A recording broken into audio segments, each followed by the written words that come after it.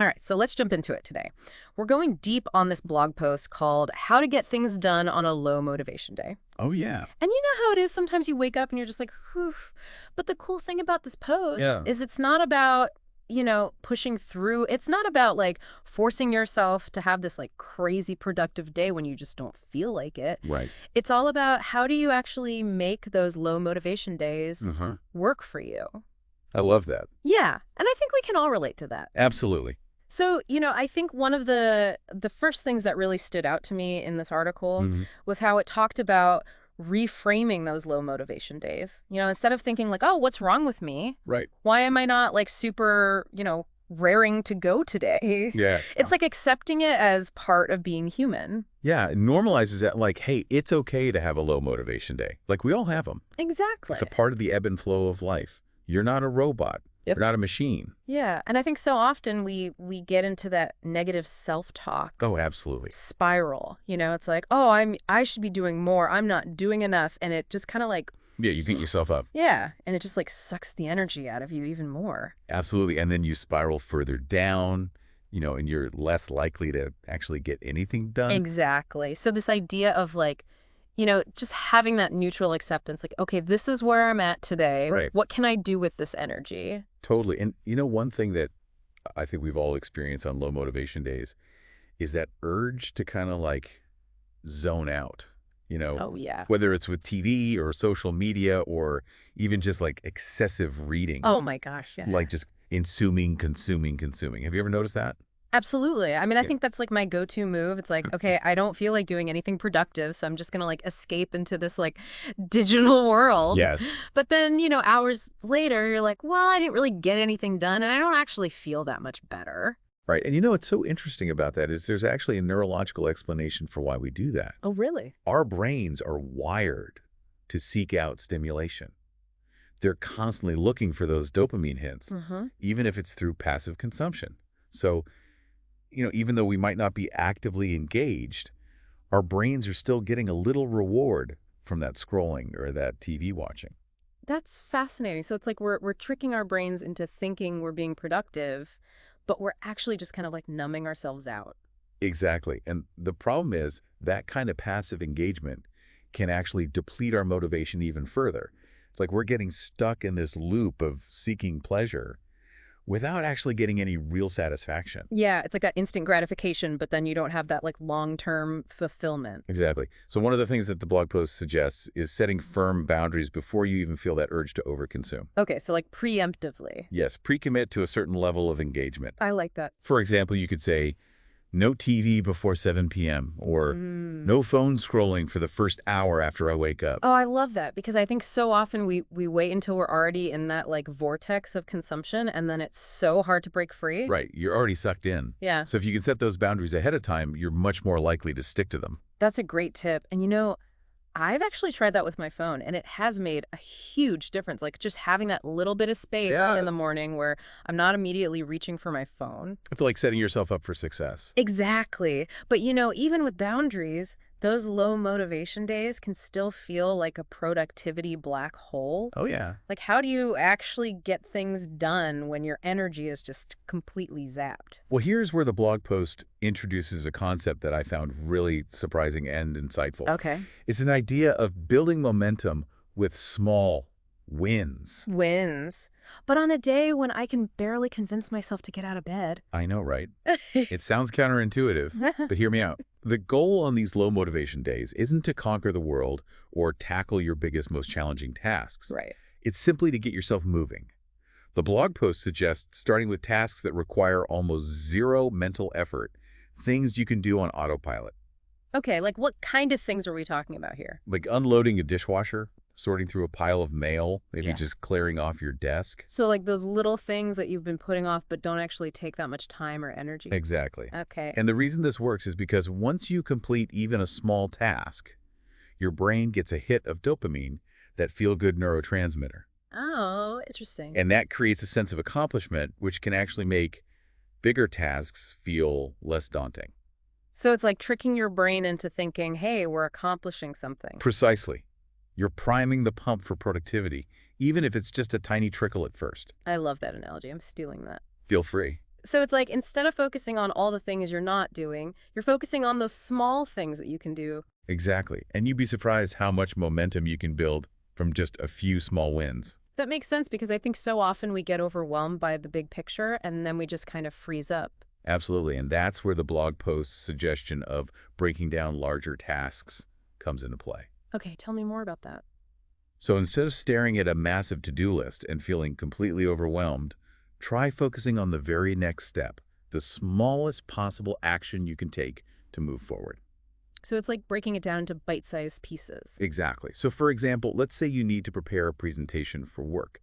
Instead of thinking, prepare a presentation, which can feel overwhelming, try reframing it as outline the first slide. Okay, that's manageable. Right. Or if you need to clean the entire house, start with something as simple as clear off the kitchen counter. Yeah, that feels way less daunting. The key is to make it as easy as possible for yourself to take action. So it's not about doing everything perfectly, it's just about doing something. Exactly. And you know what? You'd be surprised how much progress you can make just by taking those small, consistent steps, even on a low motivation day. This is making me rethink my whole approach to those days. Like, it's not about beating myself up for not being super productive. It's Right. about working with my energy level Absolutely. and finding ways to move forward, even if it's at a slower pace. I love that. And you know what? Sometimes those slower paced days can actually be more productive in the long run. How so? Well, because you're not rushing, you're not forcing things. You're giving yourself the space to think creatively and to come up with new ideas. God, that's interesting. And often those are the ideas that end up being the most valuable. I like that. But what about those tasks that require, like, more creative energy? Yeah. Like writing or brainstorming, where perfectionism can really get in the way. Hmm. I find that I just, like, shut down on those days. I think a lot of people can relate to that. And that's where the blog post introduces a concept that I found particularly intriguing. It's this idea of embracing the first draft. Embracing the first draft. So you're saying that even when I lack motivation, it's better to just do something, Yeah. even if it's not perfect. Exactly. The idea is that perfectionism can be paralyzing, especially when our motivation is already low. So instead of aiming for perfection, Okay. aim for good enough. Think of it like creating a rough sketch before you start filling in the details. Okay, so like just get the ideas out there. Don't worry about making it perfect at this stage. Right. Just focus on getting the raw material down. So how would that work in a practical sense? What are some examples? Imagine you have to write an important email, but you're just not feeling it. Yeah. Instead of spending hours crafting the perfect message, just focus on getting your thoughts down on paper. Okay. Don't worry about grammar or punctuation or even making it sound eloquent. Just get the raw ideas out. So it's about prioritizing output over polish in those initial stages. Exactly. Got it? Or let's say you need to clean and organize your desk. Yeah. Instead of striving for perfect order, just focus on getting things off the surface and into broad categories. You can refine and organize later when you have more energy and focus. Oh, okay. So it's like giving yourself permission to be messy in the beginning. Exactly. And you know what?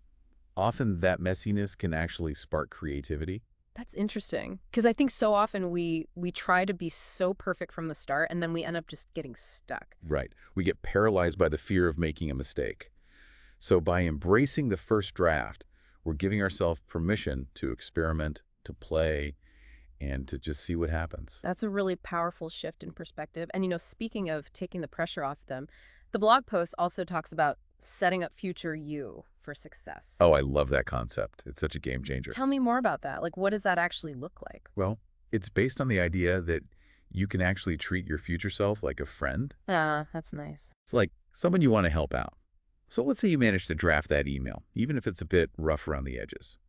Instead of just closing your laptop and calling it a day, you could leave yourself a super specific note like, revise and send this email to name. So it's like leaving breadcrumbs for my future self to follow. Exactly. You're removing any obstacles and making it as easy as possible for your future self to take action. I like that. And it doesn't have to be just notes, right? You can actually physically set things up to make it easier for your future self. Absolutely. For example, if you want to make a healthy breakfast in the morning, but you're lacking the energy tonight, prep the ingredients and leave them out on the counter. Okay, so you're not even thinking about making the breakfast, you're just thinking about prepping the ingredients. Exactly. You're breaking it down into the smallest possible step. Oh, that's smart. What other examples come to mind? Let's say, you need to go for a run tomorrow morning, but the thought of digging out your workout clothes feels overwhelming right now. Oh, I feel that. Well, why not lay them out the night before? That way, when you wake up, there's one less obstacle to overcome.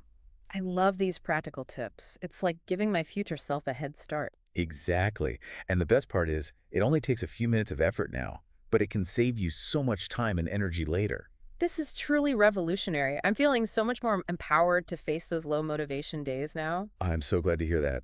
Because remember, even small actions can make a big difference. Yeah, but I have to admit, sometimes even thinking about future tasks, no matter how small, feels exhausting on a low motivation day. Right. Like, what do I do then? That's a great point, and that's where proactive planning can be incredibly helpful. Okay. The blog post encourages you to anticipate those low motivation days by creating a list of tasks that require minimal mental effort. So like a special low energy to-do list. Exactly. This list would include tasks that you can almost do on autopilot, things that won't drain your limited energy. Okay, let's brainstorm some ideas. What are some things that come to mind? Well, we've already mentioned a few. Clearing out your inbox, responding to comments on social media, deleting old files, or maybe catching up on a few modules in an online course you've been meaning to finish. Oh, I love that last one. It feels productive, but it doesn't require a ton of mental bandwidth. Right. What else could we add to this low-energy to-do list? Let's see.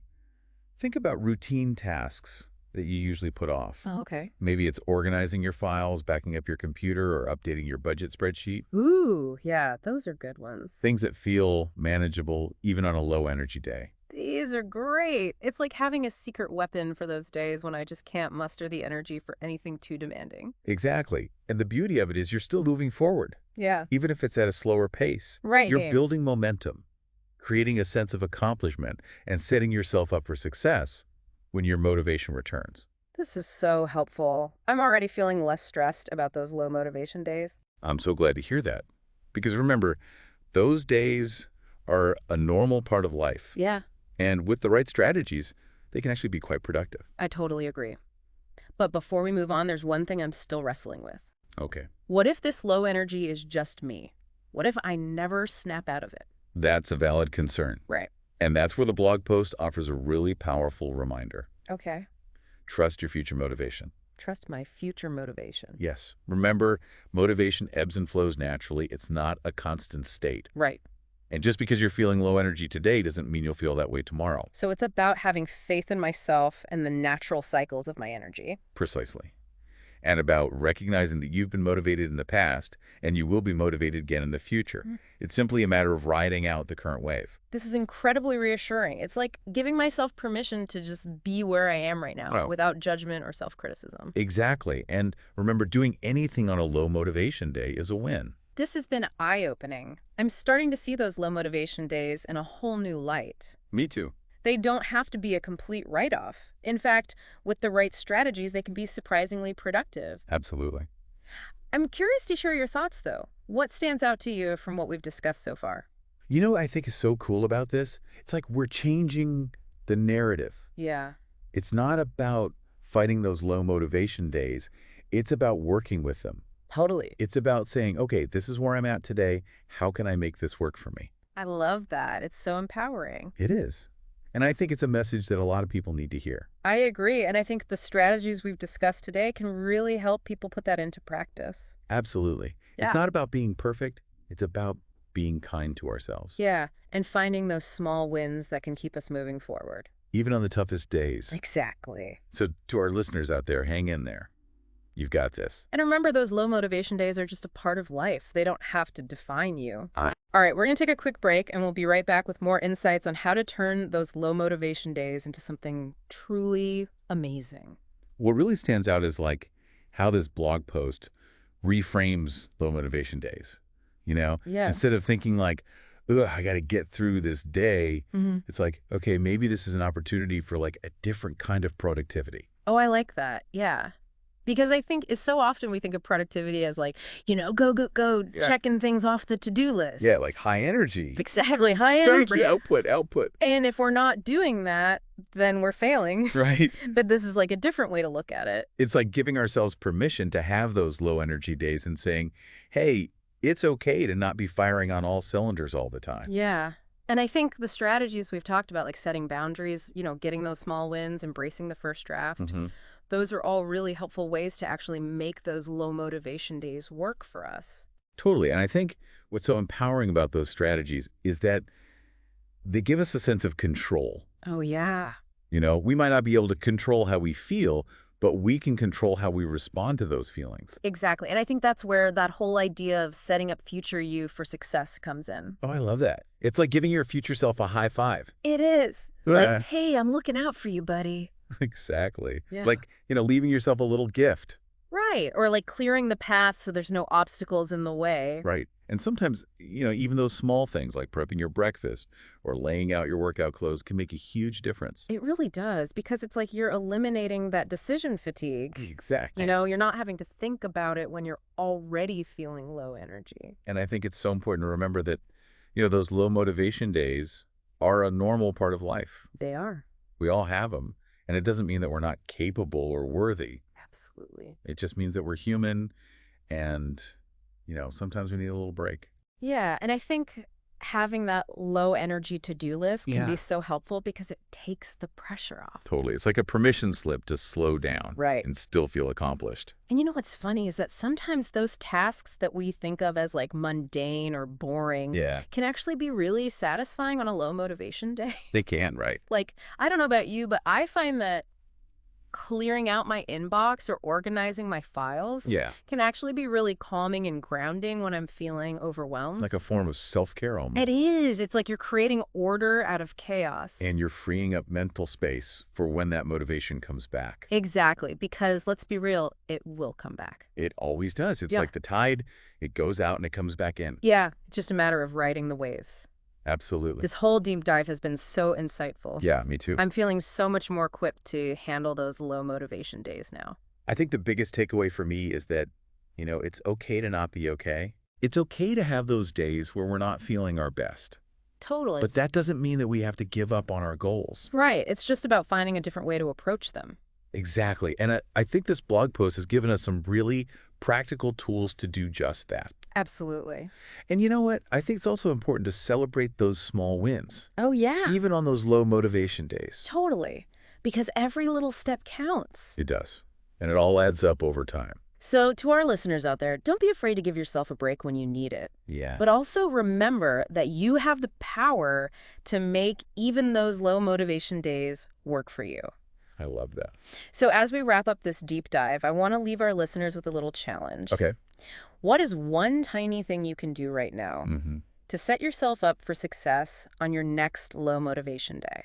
Maybe it's writing that to-do list or prepping your breakfast or just giving yourself a little pep talk. Whatever it is, we're cheering you on. We are. You've got this. It's funny how we can sometimes feel like we're at the mercy of our energy levels. Yeah. Like we're just along for the ride. Right. But what I'm realizing is that we actually have a lot more control than we think. We do. And I think this whole conversation has been a reminder of that. Totally. It's not about forcing ourselves to be something we're not. Mm.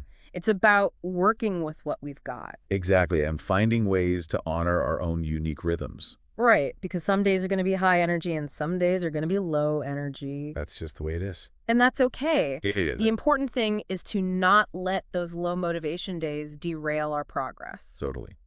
We can still move forward, even if it's at a slower pace. Exactly. And sometimes those slower paced days can actually be incredibly productive. So? Well, because they give us a chance to reflect, Oh, yeah.